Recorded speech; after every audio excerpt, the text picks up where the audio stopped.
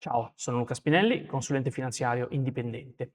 Oggi parliamo di strumenti a capitale garantito. Perché? Perché a volte, fortunatamente non troppe, vengono da me persone che mi dicono: guarda Luca, io voglio strumenti a capitale garantito. Mi dicono: guarda Luca, io già ce li ho. Va bene, andiamo a vedere questi strumenti a capitale garantito e sì, sono le obbligazioni della banca X che il promotore Y della banca X sempre gli ha venduto, neanche obbligazioni statali, proprio l'obbligazione della banca X. E quindi il promotore gli dice: guarda, sì, sì, questo è strumento a capitale garantito perché, no, sai, noi siamo non so, la prima banca d'Italia, poi non è neanche vero, magari non sono veramente la prima banca d'Italia. Però comunque gli dicono: guarda, noi siamo un istituto estremamente solido, affidabile e tutto, quindi qualsiasi investimento che tu fai con noi è a capitale garantito. Ma qua ci sarebbe da strapparsi tutti i capelli, ci sarebbe da chiamare la Consob, la Guardia di Finanza, l'Esercito, la Marina, tutti, perché questa cosa è di una illegalità spaventosa. Capitale garantito vuol dire capitale garantito. Non esiste che il capitale sia garantito dalla fiducia nei confronti dell'istituto, ok? Quindi mi raccomando, attenzione a cosa tentano di venderti e che cosa poi effettivamente ti vendono o peggio che peggio a cosa cavolo ti hanno venduto, perché capitale garantito, ripetilo ancora, non vuol dire che è garantito dalla fiducia che tu hai nei confronti dell'emittente. Quello non è capitale garantito. Quella è una supercazzola che rasenta il reato, se non lo è direttamente, per cacciarti di traverso in gola un prodotto che loro dovevano vendere. Peggio che peggio, le obbligazioni corporate della loro stessa banca, ecco. Poi in ogni caso, per carità, questo è l'esempio che più mi fa arrabbiare quando ne sento parlare. Poi ci sono comunque delle situazioni simili, cioè la persona che chiede vorrei uno strumento a capitale garantito e gli vengono date che cosa? Delle obbligazioni statali. Ma io ti ho chiesto il capitale garantito, porca di quella miseria. Non ti ho chiesto di nuovo un'obbligazione che è molto improbabile che vada in default, no? AAA, Stati Uniti, no, Stati Uniti non sono più AAA. Comunque per capirci, strumenti investment grade, non è comunque capitale garantito, cioè prendere un'obbligazione decennale di uno Stato anche come la Francia, gli Stati Uniti, non è fare un investimento a capitale garantito. E io lo so che tu mi dirai: ma Luca, ma come non è a capitale garantito? Ma certo che è a capitale garantito. Quando scade l'investimento me lo danno indietro, no? No.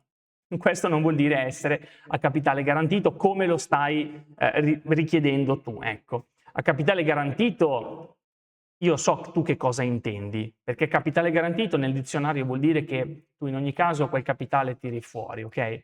Ma non deve essere un capitale che tu devi tenere tipo obbligazione Austria 2100 fino al 2100, perché anche in quel caso, cioè nel caso in cui fosse, fra virgolette, garantito da un paese che non fallirà neanche fra 1000 anni, tu comunque sei soggetto alla volatilità. Quindi tanto più in là è la scadenza della tua obbligazione di questo bellissimo paese che non fallirà mai e che quindi se tieni duro ti ridarà tutto il 100% di capitale, deve fare i conti con un afflosciamento di prezzo spaventoso al muovere dei tassi o comunque anche al variare della situazione geopolitica e economica e industriale del paese in oggetto. Ti faccio un esempio.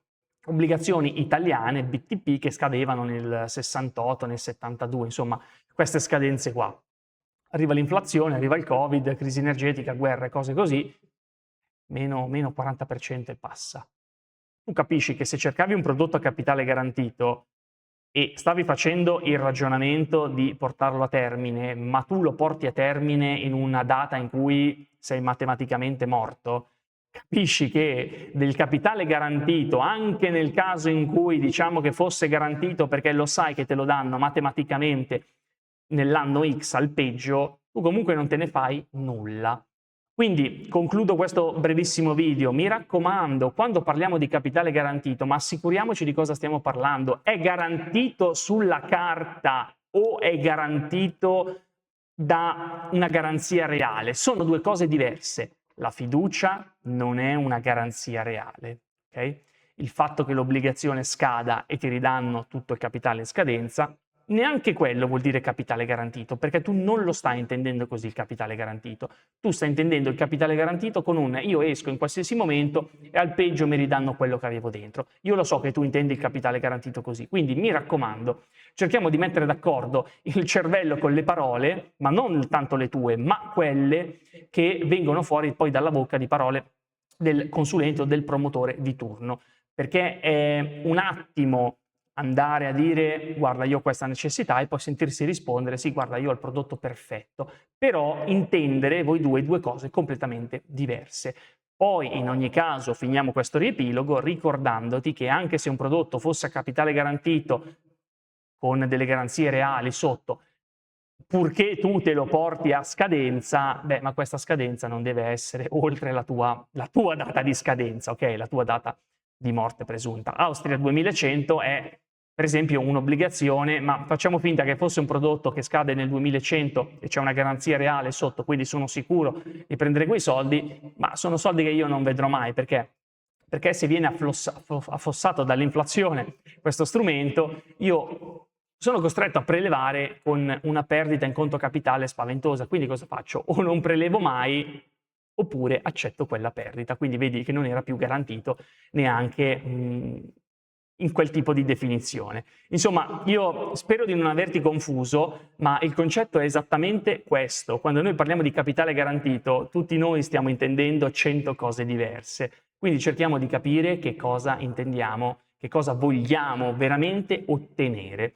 Io in generale ti posso dire, qui veramente concludo, che gli strumenti a capitale garantito comunque esistono, ma per il fatto che sono a capitale garantito non rendono praticamente nulla, perché nessuno ti dà una remunerazione se tu non ti esponi al rischio. Il mercato, ricordati, ti remunera sempre la tua capacità di esporti al rischio, cioè alla volatilità. Se i soldi non sono a rischio, la remunerazione tende a zero. Se il rischio fosse zero, la remunerazione sarebbe zero.